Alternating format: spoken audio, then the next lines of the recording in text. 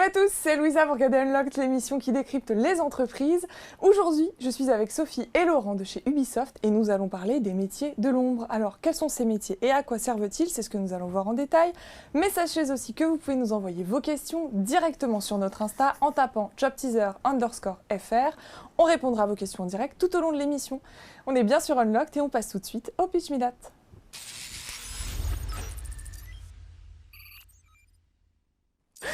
Bonjour Laurent, bonjour Sophie. Bonjour Louisa. Bonjour Louisa. Comment ça va? Ça va bien et toi? Ça va plutôt bien. Alors Laurent, tu es Lead Versioning and Tool Support. Versioning and Tool Support. Ah, versioning, ok, autant pour moi. Tool Support. Et Sophie, tu es Junior Campus Management spécialiste. Tout à fait. Alors Sophie, tu sais ce qui t'attend. Ah bah oui, c'est à moi de dire le pitch. C'est ça. Alors est-ce que tu es prête? Alors oui, tout à fait. C'est parti, je lance le chrono. Très bien. Alors du coup, donc, Ubisoft, c'est un des leaders dans l'édition de jeux vidéo aujourd'hui dans le monde. On a des marques fortes telles que Assassin's Creed, Far Cry, Just Dance ou encore Rainbow Six. Et du coup, on est surtout une entreprise française. Beaucoup de personnes ne le savent pas, mais on est une grande entreprise française. Et on a plus de 17 000 collaborateurs à travers le monde, dans environ une trentaine de pays. En France, on va retrouver le siège social notamment et plus de 3 000 collaborateurs répartis entre ce siège, les sièges business, mais aussi des studios. Donc on va avoir le studio de Paris, d'où vient Laurent, mais aussi deux studios un peu partout en France. Donc on va avoir Bordeaux, Montpellier, Annecy ou encore Lyon. Donc voilà, toutes ces personnes communiquent et travaillent aussi avec d'autres personnes qui sont dans la trentaine d'autres pays. Donc on a environ, la grosse majorité travaille internationale. Ce qui rajoute vraiment une vraie dimension internationale à notre entreprise. Et du coup, on va retrouver à peu près, par exemple, 19 nationalités au sein du studio de Paris. Donc c'est important de le savoir, l'anglais est important. Voilà. Du coup, ensuite, moi je voulais vous parler également de notre mantra. On travaille tous ensemble en fait pour un objectif commun, c'est de vraiment enrichir le quotidien de nos joueurs en leur faisant vivre des expériences mémorables. Ça fait plus de 30 ans qu'on fait ça dans le jeu vidéo. Et puis quelques années, on commence à vouloir leur faire vivre d'expérience aussi via d'autres médias comme les films, les livres, mais aussi les parcs d'attractions. Voilà, on salue notamment notre partenaire, le Futuroscope. Donc voilà. Et du coup, tout ça, on peut relever ces défis parce qu'en fait, c'est une entreprise où tout simplement, on bouge beaucoup, on a un secteur très dynamique, en perpétuelle évolution. Et du coup, donc, on va également avoir l'innovation qui est au centre de tout ça. Cette innovation, elle se répercute sur des nouveaux métiers qui apparaissent et d'autres métiers qui évoluent. Et c'est pour ça qu'on est là aussi aujourd'hui avec Laurent, c'est pour vous parler de ces métiers un peu phares en production. Voilà. À ton avis, est-ce que tu as fait plus ou moins d'une minute? Je pense que j'ai fait plus d'une minute. Eh bah oui, tout à fait. C'est pas grave. Aujourd'hui, vous êtes à la recherche de profils juniors, mais aussi expérimentés, afin de supporter la croissance de vos productions de jeux. Alors, on va voir les profils que vous recherchez, mais aussi ce que vous proposez aux nouvelles recrues. On voit ça tout de suite.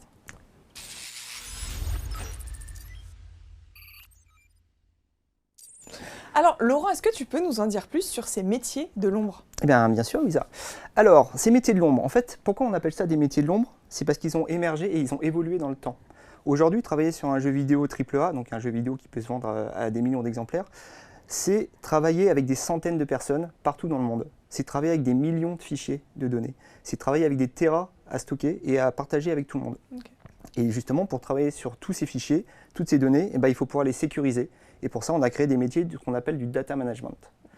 Les types de métiers que je voulais vous proposer aujourd'hui, il y en a 3. C'est les TSS, les RBS et les QA ingénieurs. Alors, le premier, c'est le TSS, c'est le Tool Support Specialist. Le Tool Support Specialist, c'est la personne qui, quand une nouvelle personne arrive à Ubisoft, tout de suite, le TSS va venir la voir et va venir l'aider à s'installer. Okay. Alors, quand je dis l'aider à s'installer, c'est installer tout son environnement de travail, tous les logiciels dont il va avoir besoin pour pouvoir travailler, pour être sûr qu'il a tout ce qu'il faut pour travailler. Et un peu plus tard, il va suivre l'évolution de tout le floor, de toutes les personnes, et il va s'assurer que tous les tools sont fonctionnels et qu'il n'y a pas de soucis, que tout le monde peut travailler.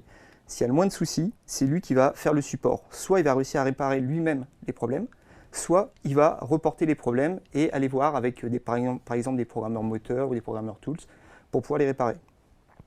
Le deuxième type de métier, c'est le RBS. RBS, ça veut dire quoi? Ça veut dire Release and Build Specialist. Okay. Alors, les missions du RBS, c'est quoi? C'est de s'assurer qu'on a des versions du jeu qui tournent. Pour ça, il doit récupérer le travail de tous les autres secteurs. Il doit les vérifier. Il doit les transformer en format console ou en format, en les binarisant, en format ordinateur. Et il doit s'assurer qu'on peut créer des versions du jeu. Et ça, le plus rapidement possible pour pouvoir avoir, dès que quelqu'un fait un changement dans le jeu, on veut le voir le plus vite possible. Alors évidemment, tout ça, il ne le fait pas lui-même à la main, il crée des programmes, il crée des outils pour automatiser tout ce travail. Ok. Donc ça, c'est son cœur de métier. Il peut avoir par exemple des centaines de build machines, donc des PC en fait, qu'il peut piloter avec un build system, justement, avoir une puissance de calcul très forte pour faire plein de tâches. Il peut créer par exemple un éclairage toutes les nuits. Ça veut dire que toutes les nuits, il va faire des éclairages, enfin il va faire travailler des build machines pour qu'elles créent des éclairages. Voilà, ça c'était le RBS. Et le QA-Engineer. Alors le QA-Engineer, c'est un métier qui est encore plus récent. C'est un métier en fait pour avoir un maximum de cohérence sur les données. Ça veut dire quoi? Ça veut dire que le QA-Engineer, il va créer des tests automatiques. À chaque fois que quelqu'un va faire un changement dans le jeu, va insérer une data, va insérer un programme, va insérer du graphisme, il y a des tests qui vont être lancés automatiquement sur des machines. Des tests qui sont automatiques. Par exemple, sur un jeu comme Watch Dogs, on va par exemple prendre la voiture d'un point A à un point B et la faire se déplacer automatiquement. Ok. Si la voiture arrive du point A au point B, c'est que théoriquement, le jeu n'a pas craché, il n'y a pas eu de problème à ce niveau-là. Voilà. Donc tous ces tests, il les fait en collaboration avec toutes les autres équipes et il doit les programmer. Il doit programmer un système qui permet d'automatiser les tests et il doit voir avec tous les autres corps de métier quels sont les tests qui sont intéressants à faire. Et quelle méthodologie de projet vous utilisez? Alors, il peut y en avoir plusieurs selon les projets. On utilise beaucoup le Scrum et on travaille par sprint et par milestone. Ok. Alors pour ces métiers, donc, quels sont les profils que tu recherches, Sophie? Alors, on va avoir des profils assez différents selon le métier. Par exemple, sur le métier de TSS, donc tout support spécialiste, voilà, on va plutôt aller sur des profils Bac+2, Bac+3, qui sortent de BTS, informatique ou DUT, ou licence professionnelle également. Concernant les autres métiers, donc plutôt QA Engineer et donc RBS, ça va plutôt être des profils ingénieurs, ou alors de Master 2 à l'université en informatique. Donc on va attendre de ces personnes-là quand même qu'elles ont un petit bagage en programmation, et en fonction du métier des missions, ces bagages devraient être de plus en plus importants et les langages vont aussi différer. Je te laisse peut-être nous parler un petit peu des langages peut-être que vous souhaitez. Et juste avant, vous proposez stage, alternance Alors, on va proposer vraiment plutôt des formats stage et des formats, enfin des postes, des postes juniors, donc en contrat. L'alternance ne s'adapte pas forcément actuellement à notre système de production, mais c'est quelque chose qu'on envisage pour les années à venir. Et pour les stages, tu m'as dit que vous embauchez? Alors, pour les stages, donc ça va être des stages de 6 mois, fin d'études généralement, parce que justement, derrière, on a comme habitude de recruter nos stagiaires en priorité pour des postes juniors. Donc environ, ces dernières années, on était sur du 80% de conversion de stage à contrat. Voilà. Alors pour les prérequis pour intégrer Ubisoft, Laurent, tu m'as dit il y a quand même des choses techniques à maîtriser. Oui, il faut quand même maîtriser un minimum de sujets de programmation pour ne pas arriver sans rien. Par exemple, un QA Engineer, quand il arrive, on aimerait bien qu'il maîtrise au moins le C++. Pour pouvoir justement travailler dans le moteur et faire des interactions entre le moteur et les tools d'automatisation qu'il va créer. Un RBS, c'est bien s'il maîtrise le C#, le Python, et en fait, selon les projets, il y a plein de langages de programmation qui peuvent arriver. Donc généralement, ce qu'on demande aux gens, c'est d'avoir des notions d'algorithmie, c'est-à-dire qu'ils sont à l'aise avec, on va dire, un peu tous les types de programmes. Et après, évidemment, à Ubisoft, on va les former, on va leur donner de l'expérience, mais qu'ils aient au moins cette base. Ça, c'est l'essentiel. C'est pour ça que vous faites une étude de cas, mais ça, on verra plus tard dans le process d'embauche. Il n'y a pas de prérequis, il n'y a pas besoin d'être un gros gamer ou de venir de l'univers du jeu? Non, alors il va y avoir quelques prérequis, mais ce n'est pas cela en tout cas. Donc il faut savoir que pour nous, il y a quand même un prérequis qui va être important, c'est la communication. C'est important que la personne sache communiquer, voilà, parce qu'on peut croire que la programmation, c'est dans son coin, mais pas du tout. En tout cas, sur ce métier-là, ce n'est vraiment pas le cas. L'anglais va être très important parce qu'on travaille en multisite. Tout à l'heure, je parlais d'international. Donc, il faut savoir parler en anglais avec tous ses collaborateurs qui ne sont pas forcément francophones. Et après, ce qu'on va demander, c'est ce petit bagage, en tout cas en C++ selon le métier ou en script selon les missions. Et alors, comment se passe l'intégration des nouvelles recrues? Alors l'intégration, donc déjà tous nouveaux collaborateurs, qu'ils soient en stage ou pas en stage, il va y avoir une formation obligatoire à nos outils. Donc ça peut être Jira, Perforce, Confluence. Donc voilà. Ensuite, il a aussi une journée d'intégration RH et communication. On va lui apprendre les infos pratiques, lui faire visiter le studio, qu'il puisse aussi également connaître nos valeurs, qu'est-ce qu'on fait. Et surtout, pour les stagiaires, on a du coup mis en place la Studio Academy, qui est un programme boost pour l'intégration de la formation de nos stagiaires. Donc, ils vont avoir un mentor. Cette année, par exemple, c'est Karine, qui est l'ancien producteur de Just Dance et directeur support à la production, qui est leur mentor et qui, du coup, lors des mentoring sessions, va leur donner des conseils, répondre à leurs questions, les orienter, parce qu'il a vu beaucoup de métiers. Et également, on va avoir des studios on stage où les stagiaires vont présenter leur métier à leurs co-stagiaires pour leur donner envie peut-être de faire autre chose. Et aussi, pour finir, on va avoir des trainees time et un peu des discovery time où ils vont aller dans d'autres entités d'Ubisoft, soit plus business, soit notre laboratoire de user research, où ils vont pouvoir découvrir ce que font leurs camarades des autres entités. Et Laurent, j'imagine que tout au long de leur parcours, ils ont accès à des formations pour maîtriser les outils qui évoluent. Oui. En fait, on a, comme disait Sophie, là, il y a beaucoup de formations qui sont faites au fur et à mesure de leur évolution. Donc on ne leur donne pas tout d'un coup, évidemment. On voit selon les besoins, selon les points qu'ils doivent travailler. Il y a des formations Python, il y a des formations Perforce, il y a des formations Jira, il y a vraiment beaucoup de formations, plus des formations techniques. C'est-à-dire qu'on leur donne aussi des bonnes habitudes de travail avec le code, avoir des bonnes nomenclatures, avoir du code qui est lisible par tout le monde. Donc voilà, ils sont vraiment encadrés depuis le début. Et ils deviennent rapidement autonomes? Oui, c'est vraiment notre objectif qu'ils soient en stage ou en poste. L'objectif, c'est de le faire vite monter en autonomie, en responsabilité, lui donner des missions de plus en plus structurantes, on va dire. Et là-dessus, c'est vraiment notre mantra. En tout cas, on fait tout pour les accompagner. On ne va pas leur demander d'avoir un super niveau quand ils arrivent en junior, mais on va les y amener en tout cas. C'est vraiment notre objectif. Ouais. Et tu m'as dit aussi au téléphone, Sophie, que votre objectif, là, c'était d'attirer plus de femmes. Tout à fait. Alors déjà, plus globalement, dans les métiers de la programmation, malheureusement, il y a peu de femmes. Dans ces jeux vidéo, il y a encore moins de femmes. Et sur ces métiers-là, il y a encore moins de femmes. Du coup, oui, c'est vraiment notre objectif. Alors, les hommes sont aussi les bienvenus, hein, franchement, pour le coup. Voilà, on est dans une diversité globale. Mais c'est vrai que voilà, on aimerait avoir plus de femmes dans ces équipes parce qu'elles ont aussi des choses à apporter. Et voilà, on trouverait ça plus diversifié, d'avoir des femmes également dans nos équipes. On fait des actions pour ça. Notamment, on a lancé Ubisoft Future Women in Games il y a quelques mois où c'est un programme qui incite les étudiantes et les jeunes diplômés à faire de la programmation dans le jeu vidéo. Voilà, je vous invite à regarder sur notre site internet pour en savoir plus. Et alors, au sein d'Ubisoft, est-ce qu'il y a des événements? Tu m'as dit oui. Alors oui, il y a beaucoup d'événements au sein d'Ubisoft. À la sortie de chaque jeu, par exemple, on a des événements. Qui sont organisés par la communication, où on peut tous se déguiser, faire des photos, on peut tirer sur des sites pour gagner des lots. Enfin voilà, il y a vraiment plein. C'est fête foraine quoi. Voilà, c'est fête foraine, c'est ambiance game quand on décompresse de toute la session de jeux vidéo qu'on a fait et voilà. Et tu m'avais dit, ce qui est différent chez Ubisoft, c'est qu'on peut avoir accès aux derniers logiciels, aux dernières technologies. Oui, alors c'est un gros avantage à travailler à Ubisoft, c'est justement que sur ce type de métier, quand je parlais du RBS par exemple, pour avoir accès à beaucoup de build machines, avoir accès à beaucoup de machines sur le cloud ou avoir accès au dernier hardware, à la dernière techno, Ubisoft le propose. C'est-à-dire que quand on a un besoin en puissance de calcul, on peut l'avoir. Et ça, ça nous permet vraiment d'être libre dans notre création. C'est-à-dire qu'on peut se dire, voilà, je vais faire un process, je vais peut-être prendre 20 machines pour le faire. Ça peut sembler, voilà, mais oui, pas de problème. On a 20 machines, on peut faire ça et on fait gagner du temps à tout le monde et on améliore la qualité de nos jeux. Ok. Alors, on va profiter de votre expertise pour savoir comment réussir son entretien d'embauche. On voit ça en détail.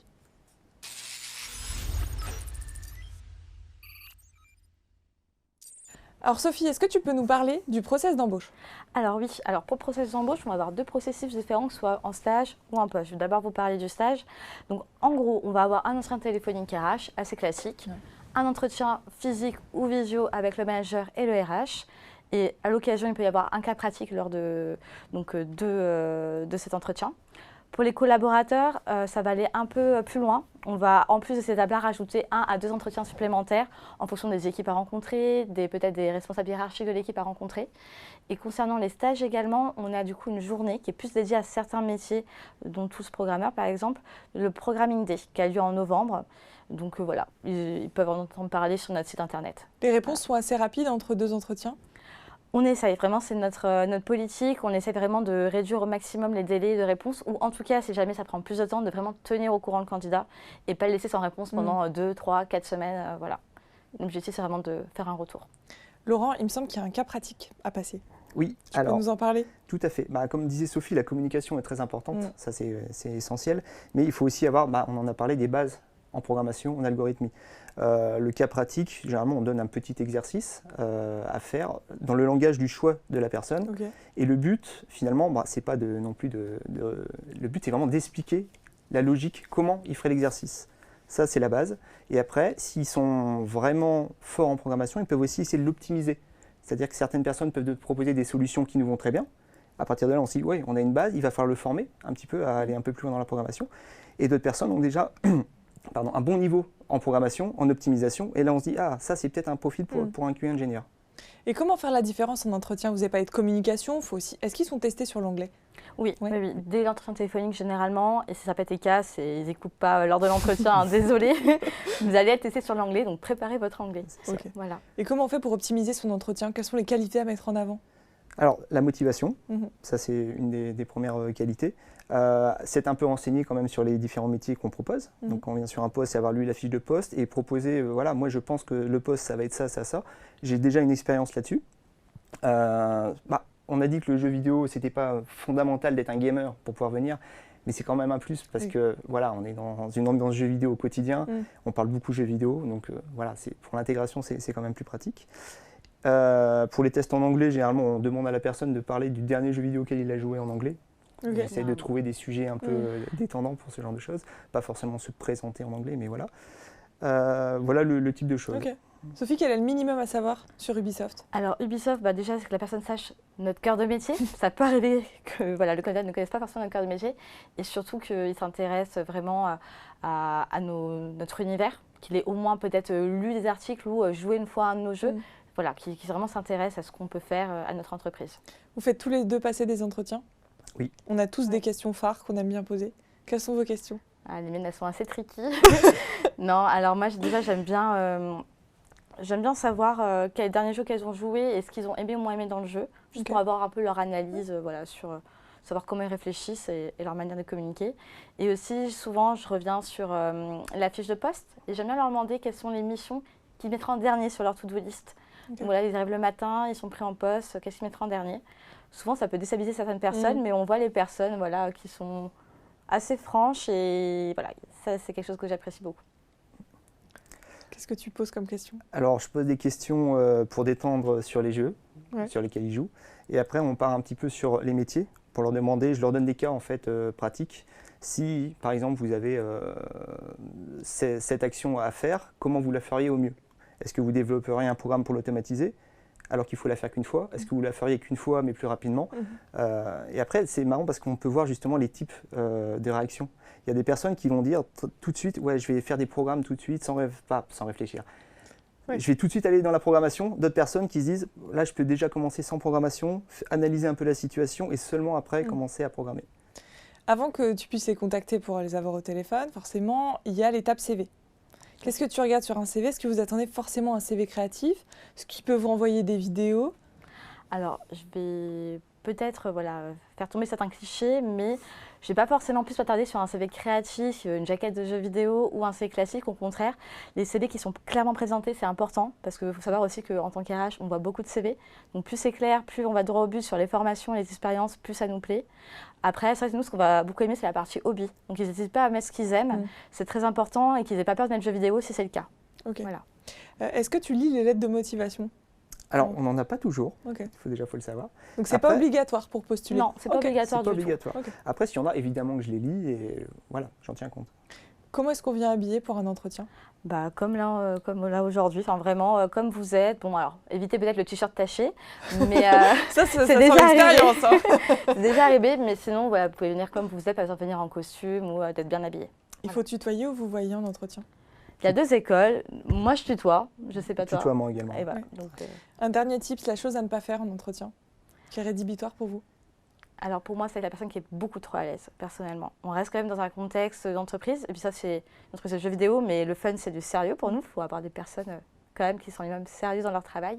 Donc une personne qui va être trop à l'aise, un peu trop, trop à l'aise, ça va être Pas très rédhibitoire. apprécié. Moi, je dirais que c'est la personne qui ne s'est pas vraiment enseignée, qu'elle est venue, voilà, je veux travailler dans le jeu vidéo, Ubisoft, oui, ou une autre boîte, oui, l'important c'est que je rentre dans le jeu vidéo. Ouais. Déjà, on se dit, bon, N'y aurait-il pas un hic? il y aurait un hic, exactement. Bon, alors maintenant, il nous reste 3 minutes ensemble. Vous êtes venus avec des photos, des vidéos, on va voir ça en détail. On voit ça dans le last, but not least.